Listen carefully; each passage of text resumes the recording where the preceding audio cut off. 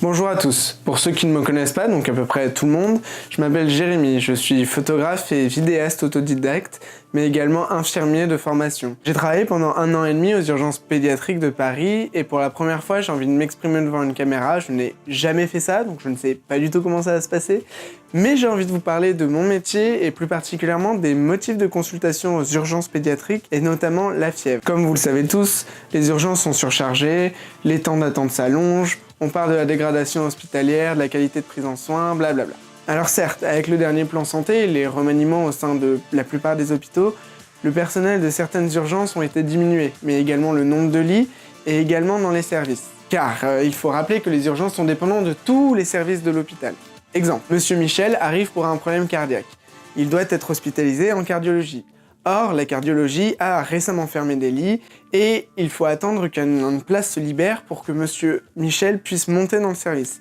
Donc pendant ce temps, Monsieur Michel occupe un box dans les urgences s'il a de la chance, ou alors il sera gentiment placé dans le couloir. Ça, c'est effectivement dû à un problème de diminution des lits au sein de l'hôpital, donc directement lié à un problème de remaniement des hôpitaux. Mais il n'y a pas que ça, et c'est de cette deuxième facette dont j'aimerais vous parler dans cette vidéo. Les motifs de consultation, et plus particulièrement ceux qui ne sont pas des motifs de consultation urgents et qui contribuent à l'engorgement des urgences. Comme je vous l'ai dit, j'ai travaillé dans des urgences pédiatriques. Je ne connais donc rien du tout aux urgences adultes et aux urgences polyvalentes. Je ne parlerai donc que de pédiatrie dans cette vidéo. Pour remettre dans le contexte, l'infirmier aux urgences occupe plusieurs postes et il tourne chaque jour. Le poste d'IAO, infirmier d'accueil et d'orientation, appelé aussi défouloir de salle d'attente.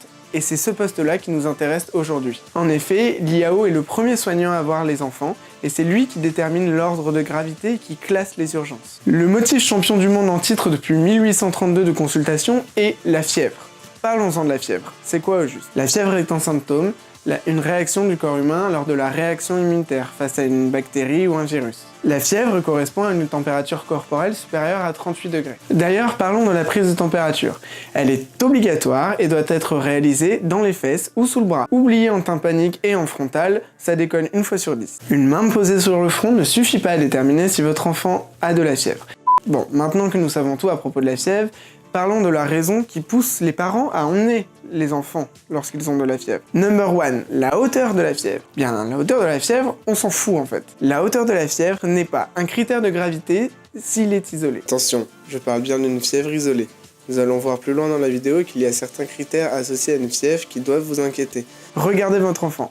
Un enfant rose, voire rouge, oui, qui interagit, qui ne respire pas comme une patate, va bien, même s'il a 40,3 de température. Je posais souvent la question à l'accueil, qu'est-ce qui vous inquiète chez votre enfant? Et la réponse quasi systématique lors d'une fièvre qui durait depuis moins de 24 heures était « mais il a 40,5 de fièvre, c'est énorme ». Non. Mais alors que faire face à cette grosse fièvre? Eh ben, plongez-le dans un bain glacé? Non. Vous pouvez par contre lui donner une dose de Doliprane adaptée à son poids et la renouveler toutes les 4 à 6 heures. Découvrez-le, n'hésitez pas à laisser en couche, il ne va pas mourir de froid. Un enfant avec de la fièvre va avoir tendance à avoir froid, c'est normal mais ce n'est pas une raison pour le couvrir. Et si la fièvre ne passe pas avec le Doliprane, foncez aux urgences? Non, non, non. Partez du principe qu'une fièvre de moins de 24 heures n'est pas un critère urgent et qu'on ne fera strictement rien comme examen complémentaire, et qu'il n'existe aucun traitement miracle. En clair, votre enfant ressortira des urgences dans le même état, sans aucun traitement supplémentaire hormis le paracétamol, et avec en prime une petite infection virus bactérienne chopée aux urgences. Attention, la fièvre associée à certains symptômes peut être un motif de consultation aux urgences,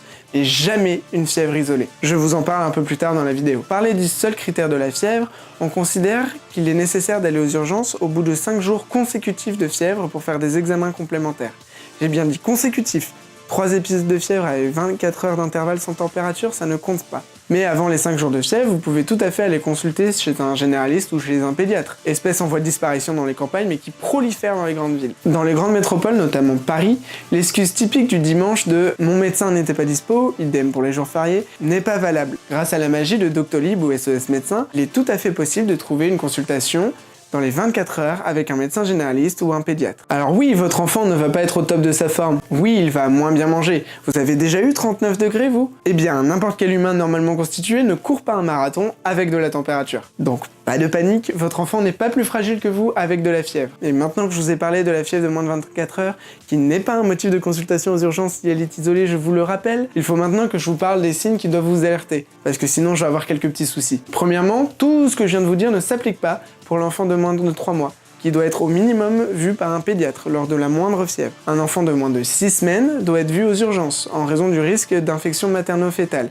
Il doit donc avoir des examens complémentaires qui ne se font qu'aux urgences. Cela ne s'applique également pas aux enfants avec des maladies spécifiques telles que la drépanocytose, les griffées de moelle osseuse, les griffées organes, les reflux vésico-urétérales, etc. Mais les parents avec des enfants avec des critères aussi spécifiques savent qu'ils doivent consulter aux urgences en cas de fièvre. Les enfants ayant récemment voyagé dans des pays étrangers avec du paludisme, même s'ils ont été traités avec de la Malarone, doivent consulter aux urgences en cas de fièvre pour faire une prise de sang. Et le dernier petit détail, qui n'est pas si petit que ça, s'appelle le purpura. Le purpura se manifeste par des petites taches rouges, généralement inférieures à 3 mm, appelées pétéchies, qui ne s'effacent pas lorsque l'on passe le doigt dessus. Ce ne sont ni des boutons, ni des plaques d'eczéma. Les caractéristiques d'une pétéchie est bien de ne pas s'effacer lorsqu'on passe le doigt dessus. Le purpura est un signe clinique qui, en présence de fièvre, doit vous amener à consulter aux urgences.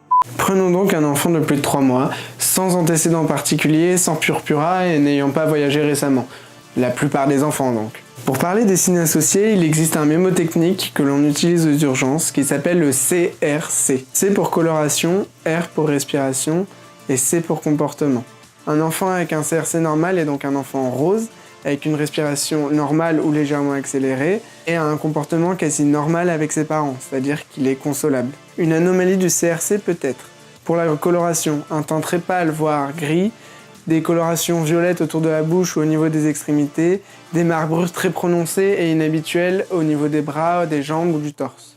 Pour la respiration, l'enfant va avoir des signes de lutte. Il utilise des muscles accessoires pour l'aider à remplir d'air ses poumons. Il va donc par conséquence y avoir un creusement au niveau des côtes et ou du sternum et ou des clavicules, avec parfois un balancement thoraco-abdominal, c'est-à-dire que le ventre se soulève au moment de l'inspiration. Un critère qui doit vous alerter est les battements des ailes du nez. Ce signe clinique ne doit pas vous faire hésiter, il faut consulter aux urgences. Pour le comportement, un enfant géniard inconsolable ne tolère pas bien sa fièvre ou a une pathologie qui doit être explorée aux urgences. Une diminution du contact, du suivi du regard, de l'interaction sont des symptômes qui doivent vous alerter. Une anomalie de ce CRC indique que votre enfant ne tolère pas bien sa fièvre et doit consulter aux urgences. C'est là que je reviens sur la hauteur de la fièvre, qui n'est pas un critère d'urgence en soi. Ce qui nous intéresse, c'est comment votre enfant tolère sa fièvre. Comme je l'explique souvent aux parents, il arrive qu'un enfant A avec 40,5 de fièvre soit parfait au niveau du CRC, alors qu'un enfant B avec 38,5 de fièvre soit pâle, géniard ou très gêné pour respirer. L'enfant A a une fièvre plus élevée que l'enfant B, mais l'enfant A tolère bien sa fièvre, alors que l'enfant B ne la tolère pas bien. Pourtant, l'enfant B n'est qu'à 38,5 de fièvre et l'enfant A est à 40 de fièvre. Ce n'est pas la hauteur de la fièvre qui compte, mais bien la tolérance de l'enfant face à la température.